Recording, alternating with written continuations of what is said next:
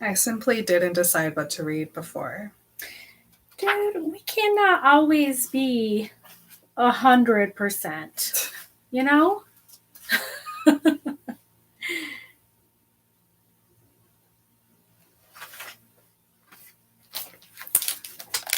We'll go with this part.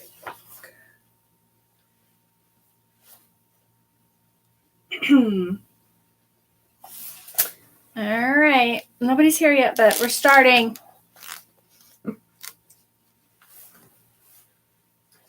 The rage brought every aspect of my being into sharper focus. I could even feel the elasticity of my shield more exactly now.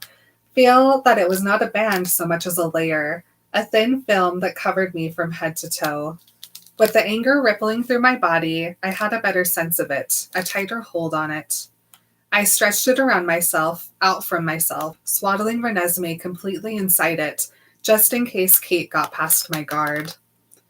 Kate took another calculated step forward, and a vicious snarl ripped up my throat and through my clenched teeth. Be careful, Kate, Edward cautioned. Kate took another step and then made a mistake even someone as inexpert as I could recognize. Just a short leap away from me, she looked away, turning her attention from me to Edward. Renesmee was secure on my back. I coiled to spring. Can you hear anything from Nessie? Kate asked him, her voice calm and easy. Edward darted into the space between us, blocking my line to Kate. No, nothing at all, he answered. Now give Bella some space to calm down, Kate. You shouldn't goad her like that. I know she doesn't seem her age, but she's only a few months old. We don't have time to do this gently, Edward. We're going to have to push her. We only have a few weeks, and she's got the potential to...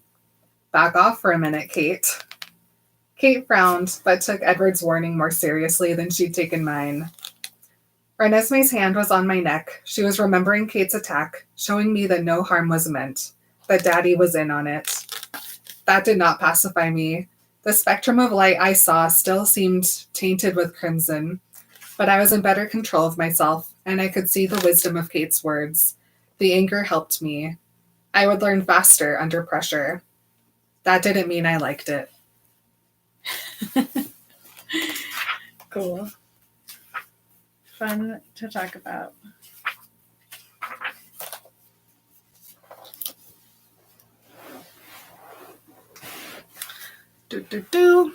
Hi, Joshua. Hi, Rachel.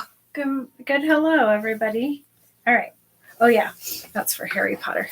I was looking at another email I got because I can't remember if it was for Remember Twilight or Remember Harry Potter. Easy. Pam, hi. We're getting the count off here. Good hello. That's my, always what I say to Emily, because one time she came up and it was, afternoon, and I tried to say good morning, but then I realized halfway through it wasn't morning, and so I just said good hello, and that was it. Mm-hmm. The rest is history. That was years ago. Good hello, everyone. Good hello. This is Marin. This is Emily. And this is Remember Twilight. And on this episode of Remember Twilight, Emily and I are going to be talking about Breaking Dawn, Chapter 32, Company. Yeah. Like the Broadway musical by Sondheim. No? Just because I'm unfamiliar doesn't mean we can't talk about it. Think of it. Think of how many people are just showing up, putting on a show. This feels like a Broadway musical a little bit, just this chapter. All I want is for Twilight the musical. Somebody please, we're begging you. I'm literally begging. Okay, to catch you guys all up, last week, everyone was astounded and shocked to learn that Bella is a shield. What? Crazy. Eleazar was like, duh. Hello. You guys are all dumb as heck. Didn't you guys live with the Volturi for hundreds of years? Please. And we also maybe are starting to realize that the Volturi are up to no good. The one thing Bella has been trying to tell everybody. Yes. The Volturi are evil. All their plans are evil. Their clothes are cute. Their hair and makeup always looks so good. Their castle is kind of pretty. Oh my god, are they the Kardashians? Did everybody see Courtney's wedding dress? Because it has been forefront in my mind since yesterday. What a moment. What? That veil is. It is quite the moment. Yes. We ended last chapter with getting some more people at the house.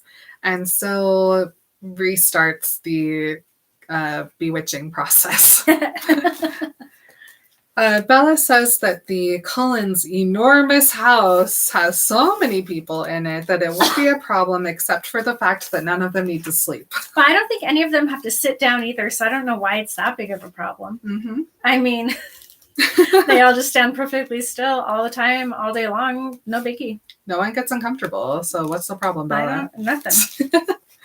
The only thing that has been a little concerning is meal times. They have to rotate when they go out and hunt. And luckily, everyone who's come over to the house is like, don't worry, we'll go out of state to eat. My only thoughts about this, because it feels weird, is that literally they only have to be there for like a few weeks until the Volturi get there for some reason. Why they all can't just go to Italy is beyond me, whatever. But they're there at the Cullens for a few weeks at most. And yet we're having to coordinate meal times. I seem to remember that the Cullens have gone many days / possibly even weeks without eating before. Yeah. Is this like they just don't want them to get too hungry, so they just go crazy at any like Forks citizen? I mean, that might be a possibility. Also, I remember the more blood, the stronger you are. So maybe okay. They're tanking up. Just getting ready for Okay. any potential thing that happens. They're going to get sloshy. Yeah, they got to really fill up. Okay. I like it. Jacob can't be believed of this. He's like, the whole reason we exist is so that people do not die, and yet here I am just having to sit and let all these vampires go kill people. Okay. But Bella's like, it's okay though, they'd be killing people no matter where they are. I mean, I kind of am like, yeah, Jake, it's gross. But then I feel guilty agreeing with Jacob about something. Bella, though, is kind of amazed by all of the vampires' reactions to Jacob, and I just love this description. It says that Jacob seemed more or less invisible to them. Not quite a person, but also not food either. They treated him the way that people who are not animal lovers treat the pets of their friends. This is what Emily's been trying to put into words for years. Yes. There it is right there. Listen, he's not the worst. He's definitely not the best. Just let him be. Yeah, he's He'll like, ignore you eventually. I love it. He might jump on you when you first walk in. Just ignore him, please. Jake has assigned the rest of his pack to be babysat by Sam in the meantime, and Jacob really wants to go with them as well, but he's here for Renesmee, of course. So Bella tells us that they've replayed Renesmee's bewitchment at least a half a dozen times by now, because luckily everyone has been pretty successful in their vampire search, and so they've had a steady income of new vampires over at the house. The first ones that came after the Denali's were Peter and Charlotte, who Alice and Jasper were able to find, but they just went. Jasper was like, howdy. Alice was like, you guys got to go to my house. Bye. And they were like, okay. Everybody does everything Alice tells them to do. Yep. I trust you. Mm-hmm.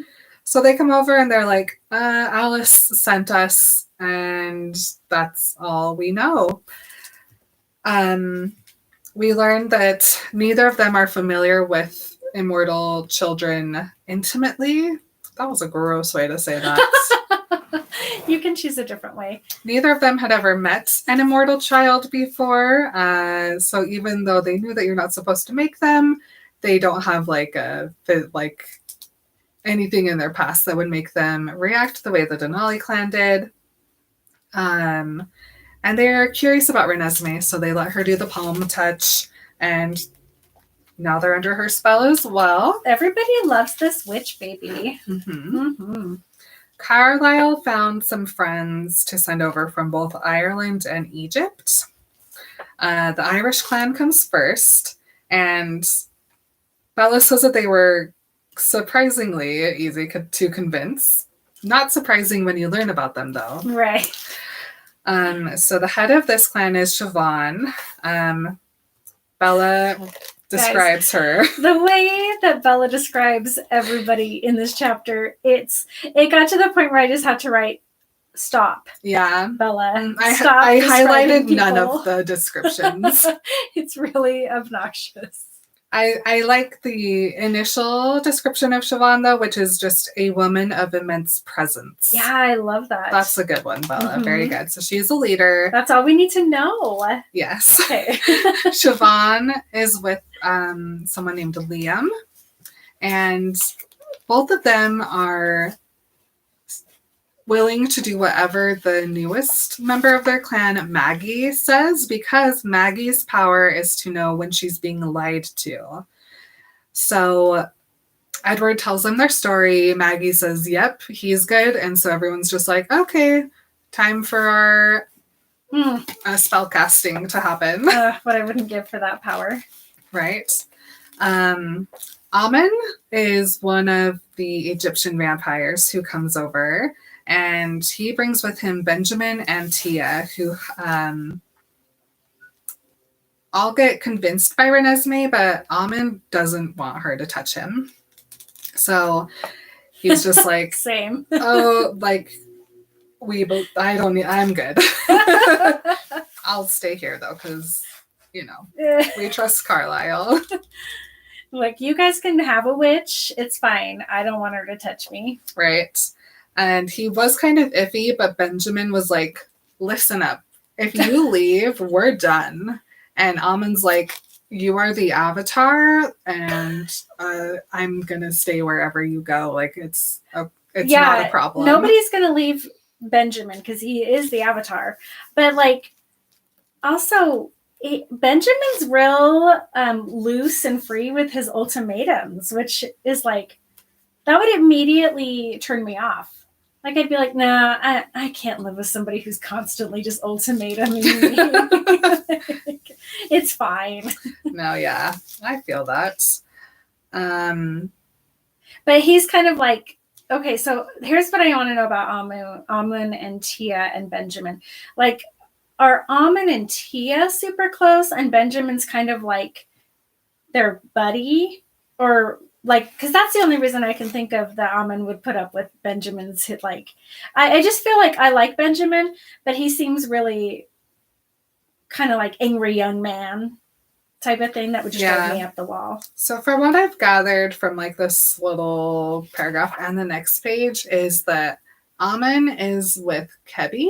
Okay, yeah. And I looked up the pronunciation for Kebi, and it was different depending on where you live. So I am going to just assume any pronunciation is the right one, depending on who is listening to me. So and then it says Tia roll with that. Is Benjamin's mate. And then Amun created Benjamin because he wanted him to be a fighter for him.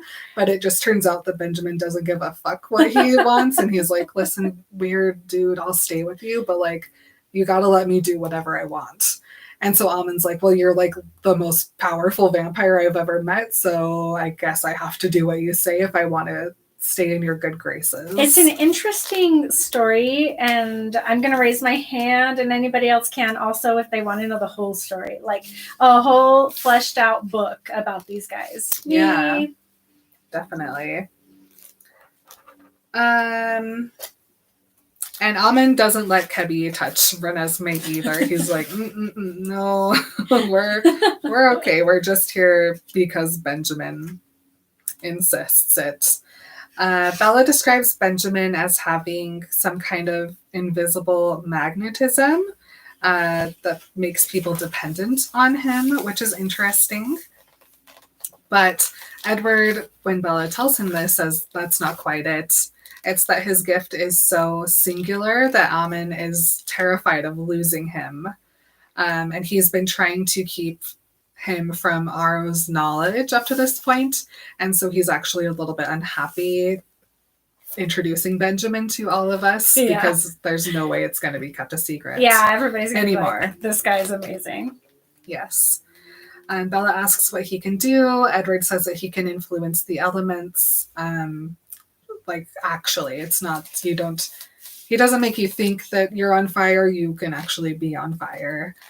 Same thing with earth and wind and water. And that he's still experimenting with it. And Ammon is trying to force him to be a weapon, but Benjamin will not be used. Yeah. And Bella's like, you have a crush. Don't you, Bella? But Edward likes that Benjamin has a very clear sense of what is right and what is wrong. Very Edward. And Edward thinks that is refreshing and cool. Oh, Edward, you dork. So while Ammon and Kebby keep to themselves, Benjamin and Tia are becoming friends with everybody who is there. And they're just hoping that when Carlisle shows up, Ammon will chill out a little bit. So now we get to the people that Emma and Rosalie have found, which first is Garrett. He's tall. And Bella's like, wow, he likes adventures. He's like Indiana Jones up in here. Yeah. Bella's like, I think we could have told him anything and he would have been down for it. Like he just has he's the kind of guy who is down for an experience.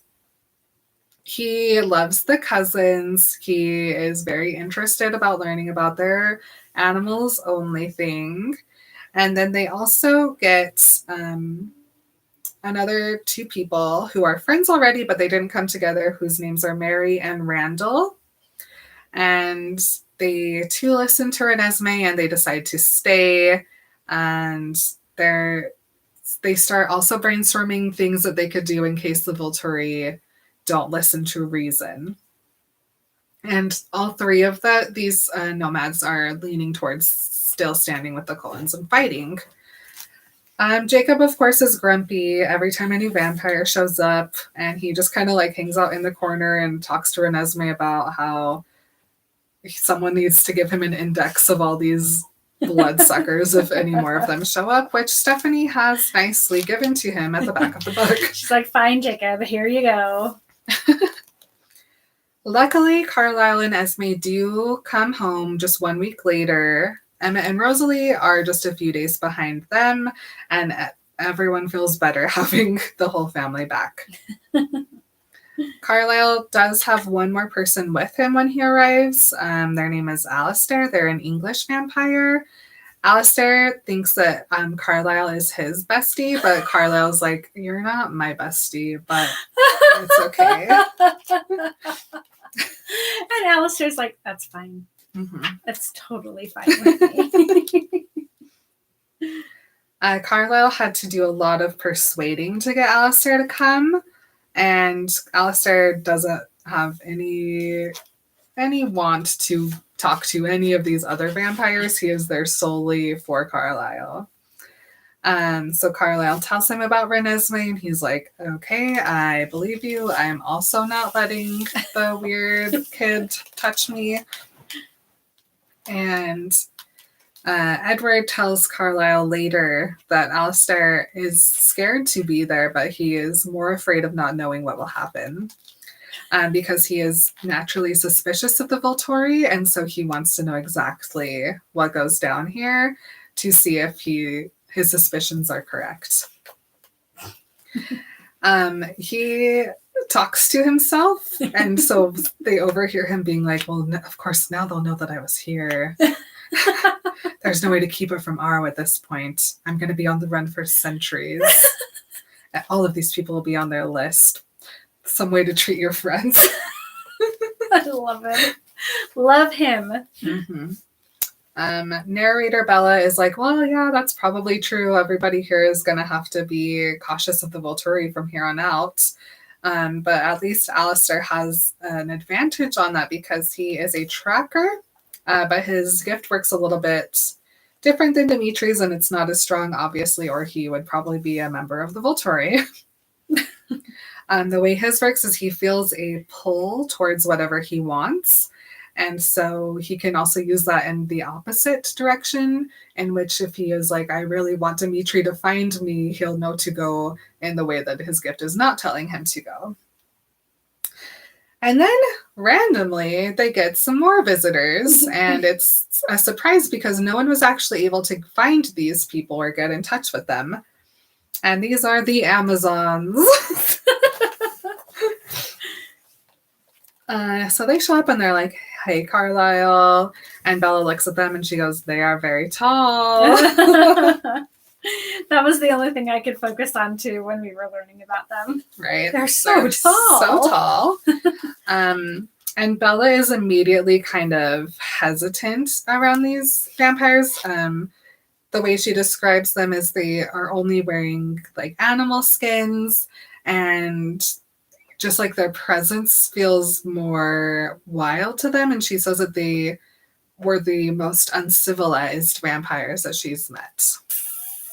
Which, if you listen to our bonus note on our Patreon, we learned that these guys literally just don't interact with anyone. But somehow I guess Carlisle was wandering the rainforest one time and they're like, he's kind of cute. Let's go talk to him, I guess. They're really just jocks. Yeah. They're fine. And then we learned that Alice had sent them.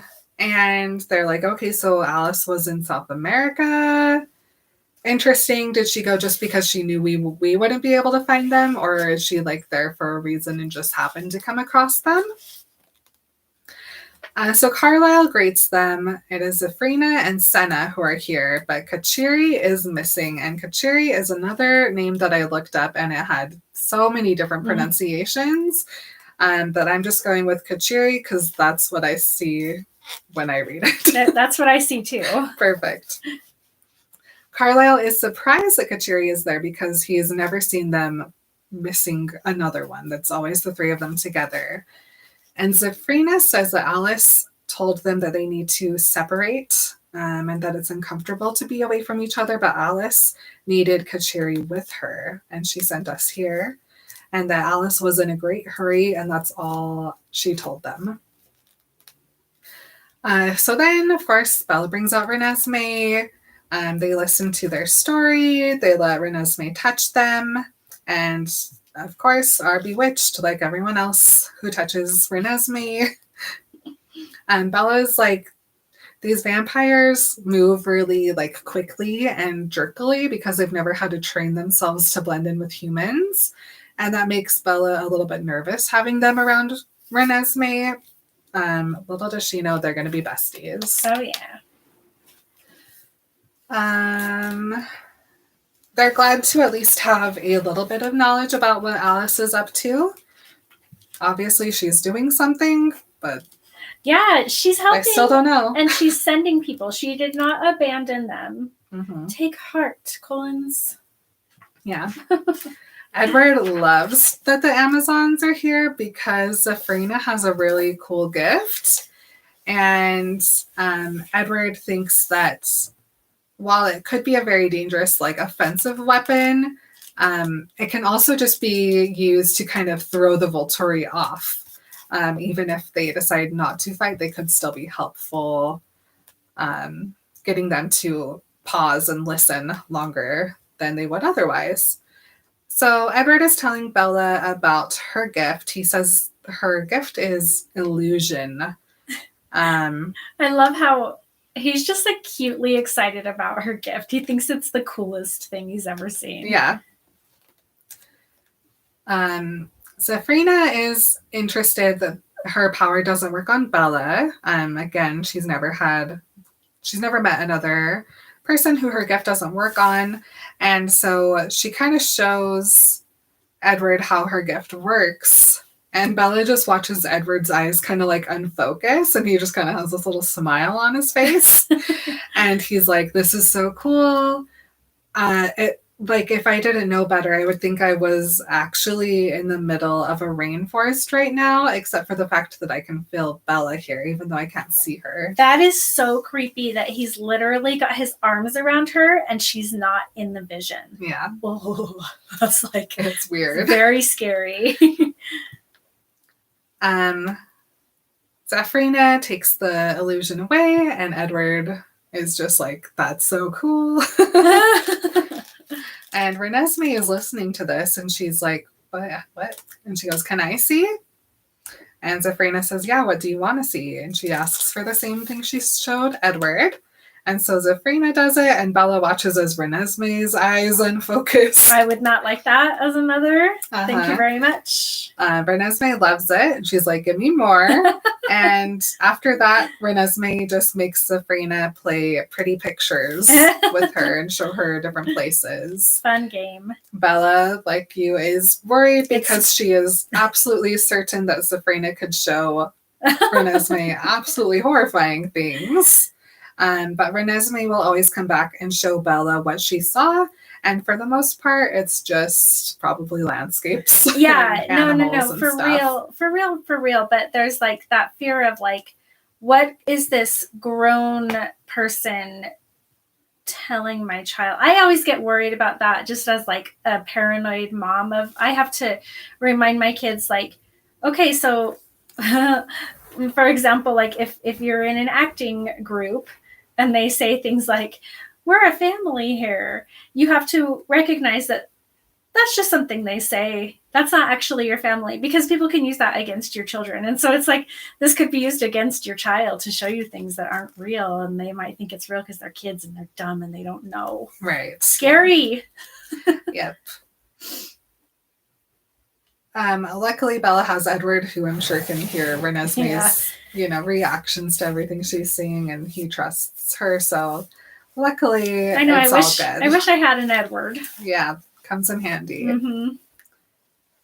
And Bella, even though she doesn't like it, she's happy that Zephrina is keeping Renesmee entertained because she has a lot to learn.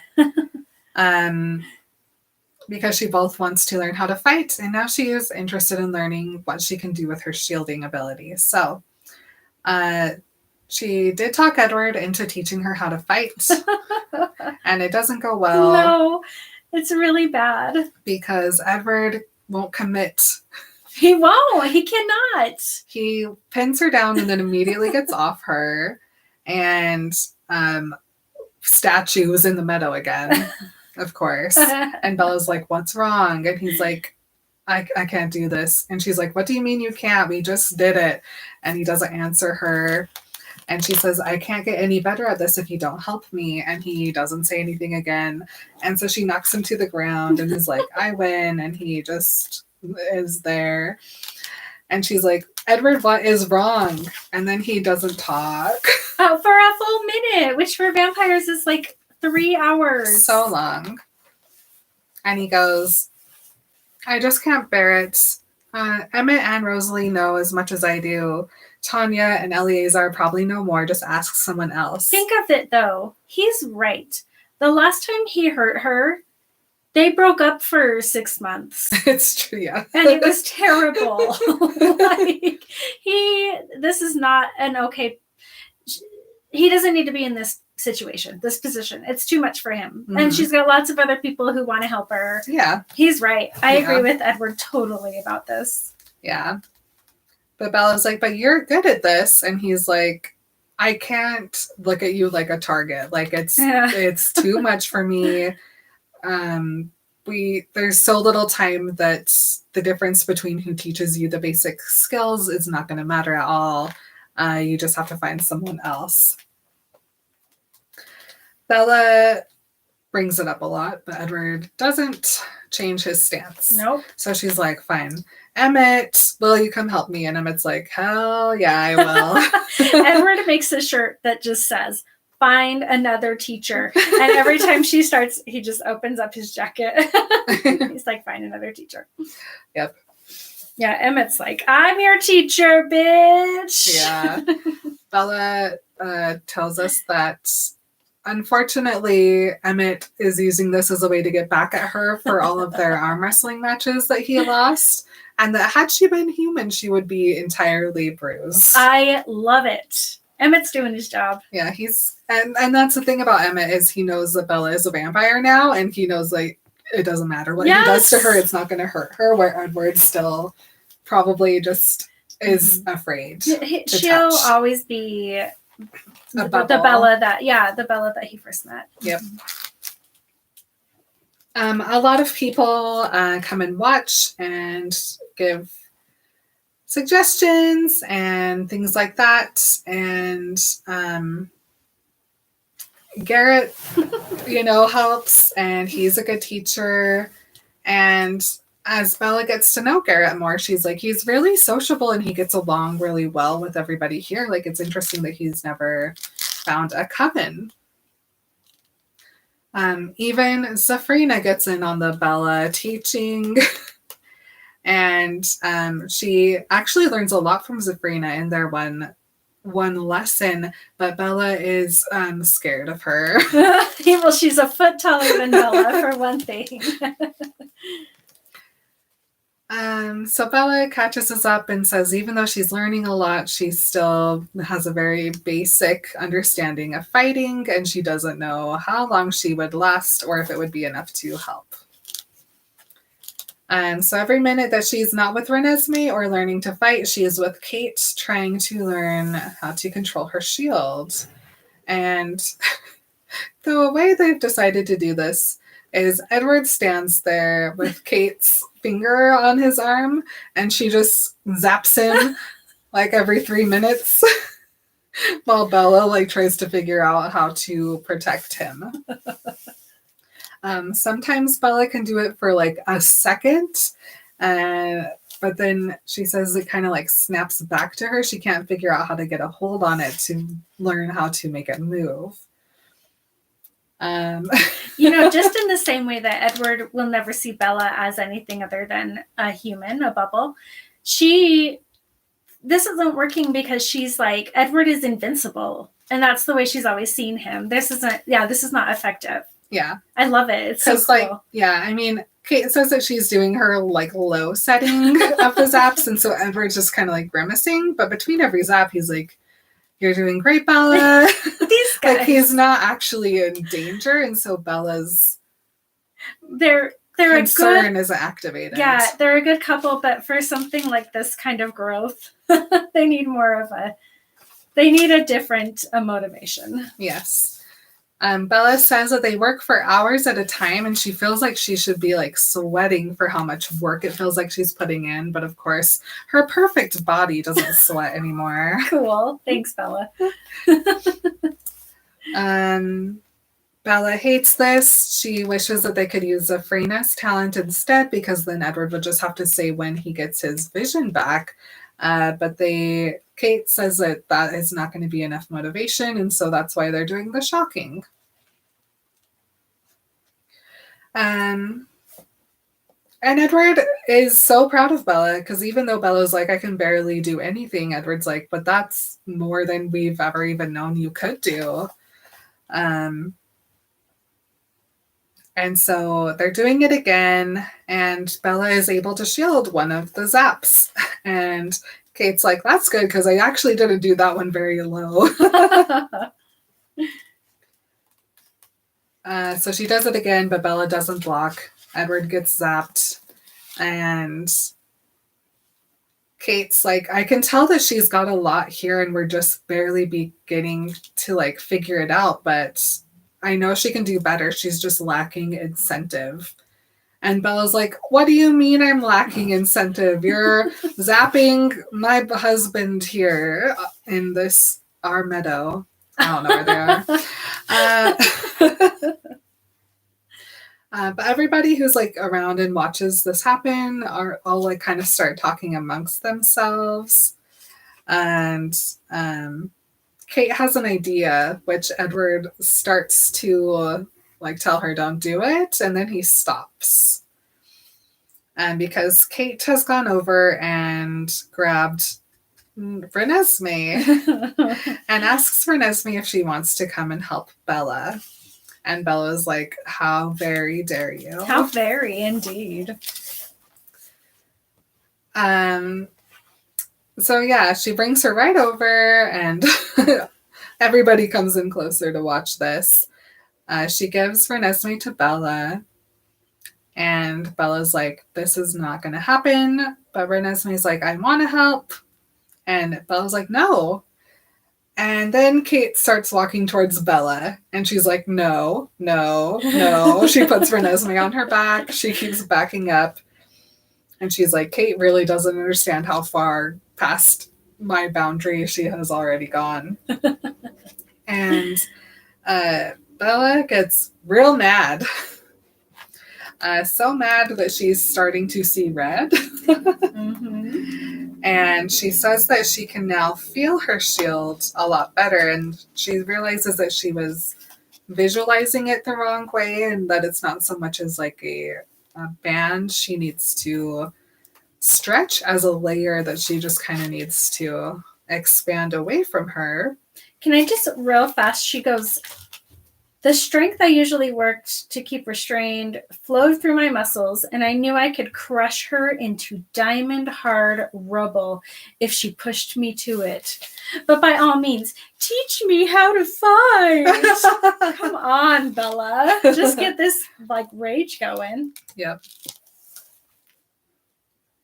So she is able to pull Renesmee into her shield, and Kate keeps moving closer towards her, and Edward's like, be careful. Even with that baby on her back, she kill you. Yeah. So Kate gets one step closer, and then she turns towards Edward, and Bella's like, my time to kill. But Kate says to Edward, can you hear Nessie's thoughts? And he goes, nope, not at all. Now please back away from Bella. You surely pissed her off. Kate rightly, though, says we don't have time to do this gently, Edward. We have to push her. We only have a few weeks. And Edward is to like, back off a minute, though. And Kate's like, okay. And so then Renesmee touches... Hi. touches Bella and shows her that Edward knew what was happening the whole time and that Kate wasn't actually going to hurt her. But Bella doesn't care. She still is seeing red and wants to attack. So she still has Renesmee in her shield, and she's like, okay, Kate, let's go again. And she pushes her shield out to bubble Edward Yes, with her. Absolutely. So she goes over, she taps Edward. He doesn't feel anything. She tries it again and again and again, and Bella is able to hold that shield in place. Interesting that Kate can physically touch Edward and he's still protected. Like that, she must have the shield perfectly like on Edward's skin, kind of. I don't know. The way I've always pictured it is it's kind of a nebulous bubble, like you said, but it's like it's only protecting Edward because when Kate touches Edward, nothing. Touch. Wouldn't Kate be like penetrating the bubble, or is it just that shieldy? Well, the weirdest thing about it is you would think it would be more of a mind-to-mind connection. Sure.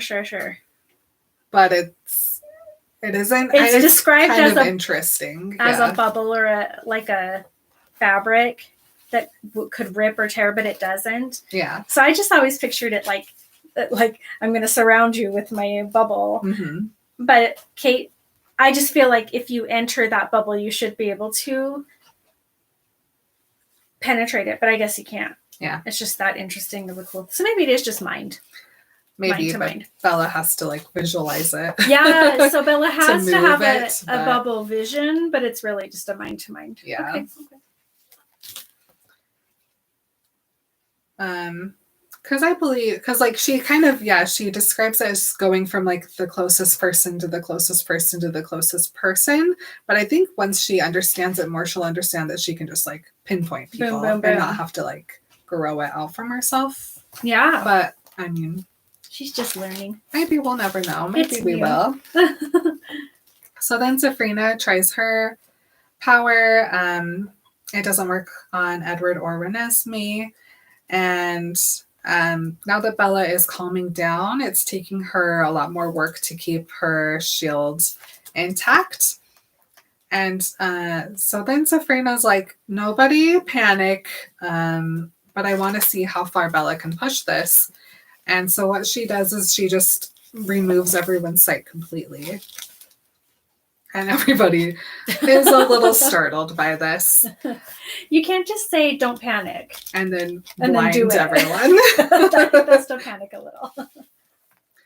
So she says, raise your hand when you get your sight back. Bella, see how many people you can shield. And so Kate is the closest to them, but she's about 10 feet away from Edward. And so it takes a lot of work for her, like to push it out, but she says that inch by inch she can do it. She gets Kate in, and Kate raises her hand, and Edward thinks this is so cool. And he describes her shield as like one-way glass because he can read everyone's mind, but obviously like Sabrina can't reach him. And he couldn't hear Renesmee when he was outside of the shield, but he can now. And I know, and I couldn't stop thinking about this earlier, was that like, we learn about this later. This is like confirmed later, but Bella can push her shield out enough towards Edward that he eventually can like hear her thoughts. But I'm like, why can't he now? Like, is he just not noticing it, or is she just like too preoccupied with like, like the push? I think that's like an advanced. Oh, okay. level So of she has to charging. like, Because I think that Get there. she's still blocking herself. oh yeah. It's almost like it's multi-layered, so she's able to include people in it, but she's still at her core, like shielding herself the Right. most. that makes sense. Yeah. From So what I don't Bella, think it's until who she's she able is. to like completely remove the shield from herself that she can. Oh, I'm gonna cry. I just got chills Yeah. about that. Yeah, because I was thinking about that too, but I'm like, I mean, even knowing Bella, these are all people that she doesn't know. Like, Sure. it makes sense that she isn't entirely comfortable to Mhm. completely let it go. Ah, that's really awesome to think about. Yeah.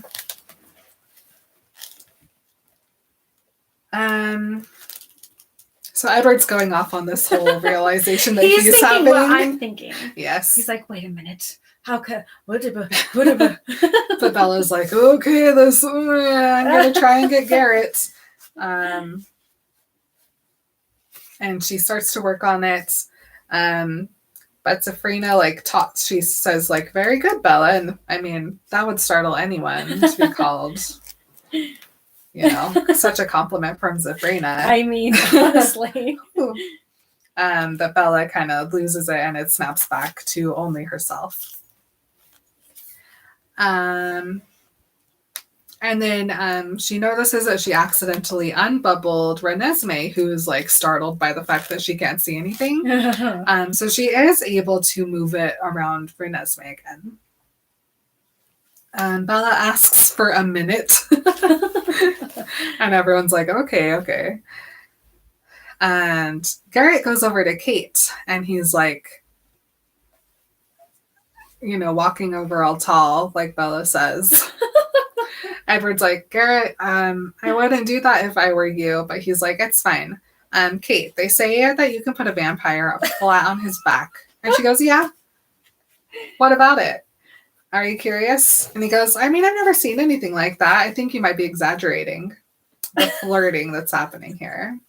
Right in the middle of the training session? Right? Good grief. She goes, I don't know, maybe. Maybe it only works on weak people. I don't know. You look pretty strong, though. Do you want to try? Oh my gosh. He is adventurous. So she lifts her hand up to him, and He just like reaches out, sticks his finger on her palm, and falls to the ground. He smacks his head on the rock, and Bella's like, "Holy shit, that's crazy." And Edward's like, "I told you." And it takes him a minute to get up, and then he comes over, and he's like, "Wow." And she's like, "Did you like it?" And he's like, Whoa. "I don't know, but that was definitely something." Jeez, these guys right here in front of the baby. Right? And then there's some commotion in the front yard, and they can hear Carlisle asking someone if Alice sent them. And Bella's like, "Who the heck else does Carlisle know?" Edward immediately runs to Carlisle. Bella has to stay behind a little bit with Renesmee, but she also goes into the house. And she hears someone respond to Carlisle and say, "No one sent us." And she's like, "That sounds like those ancient people, Aro and Caius." And she freezes inside of the kitchen. And pretty much everyone else has gone into the front room to see who is here, but nobody's making any noise. Carlisle asks what brings them here, and another person answers that word travels. We heard hints that the Volturi were moving against you. There were whispers that you would not stand alone. Obviously, the whispers were true. This is an impressive gathering. Okay. We've got some people from the other side. Right? Carlisle's like, "Well, we're not challenging the Volturi, first of all. There's been a misunderstanding. These are just witnesses. We're just looking for the Volturi to listen." And then I really wish Cherish were here to deliver these next lines. And unfortunately, they're just slightly different from the movie. But the first one responds back, "We don't care what they say you did. And we don't care if you broke the law." They tell Carlisle, "We've been waiting a millennium and a half for the Italian scum to be challenged. If there is any chance they will fall, we will be here to see it." And the other person says, "Or even to help defeat them." And Bella's like, "These guys are so weird that if I didn't know better, I'd think it was the same person talking." So then Edward's like, "Bella, bring in Renesmee." And Bella's like, "Well, at least there's a bunch of vampires in there who will also help to protect Renesmee." And so she goes. It's like a mini test. Yeah. She takes her in, and she describes the two vampires that are here as short and slight. Oh, good grief. One has very dark hair, one has very light hair, and she says that they have the same powdery look to them as Aro does. They literally just powdered their skin. Okay, these guys are like into the a look. The one guy has dyed his hair gray. They're such millennials, you know? But, yeah. And so upon seeing Renesmee, the one with the dark hair goes, "Ooh, Carlisle, you have been naughty, haven't you?" And we finally get a name for this one because Carlisle says she's not what you think, Stefan. And he goes, "We don't care either way, as we said before." And so Carlisle says, "Well, you guys are welcome to observe, but it's definitely not our plan to challenge the Volturi, as we said before." And they respond, "Then we'll just cross our fingers and hope we get lucky." Okay. I wish that Professor Snape was this cool. He could be. He could have been, you know. Right. He had the chance. So with everybody here and accounted for, they have 17 witnesses. That's so many. They were able to get quite a few people over here. And Bella says that aside from the Volturi, it was probably the largest friendly gathering of mature vampires in immortal history. What a funny sentence. Everyone's starting to feel a little bit more hopeful. After all, if Renesmee had won over so many people in such a short time, then the Volturi would only need to listen for just a second. The two Romanians who showed up also do not want to touch Renesmee, but they're fine with her. And they're also kind of interested in this whole thing that's happening with the werewolves. They just watched as Bella practices her shield talents, would watch Edward respond to things that people didn't ask out loud. They would watch Benjamin using his powers, and their eyes glowed with their fierce hope that the Volturi had finally met their match.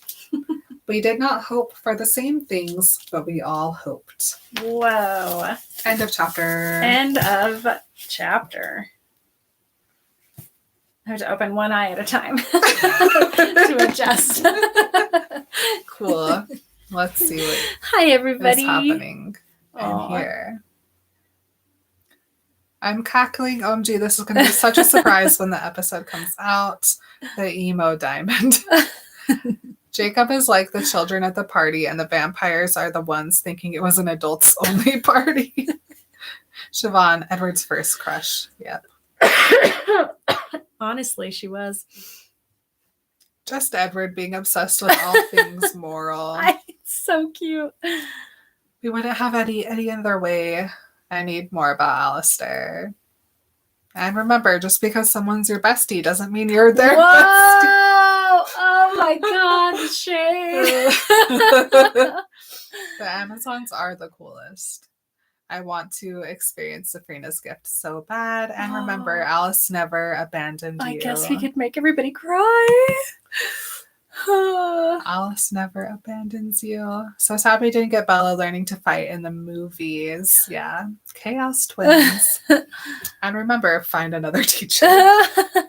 My perfect body, Bella Bragg. Yes. Oh, it's been a long time since we said a Bella Bragg. Bella just hates training because she's normally good at everything always. Yeah. Zap, the Romanians. What? We do not care what you did, Carlisle. You guys are fun. You guys are really, really so fun. What was that one that really got me? The besties one. Okay. Right? Yeah. There was also, the Bella Bragg, my perfect body. Oh, yeah. I said that, Rachel.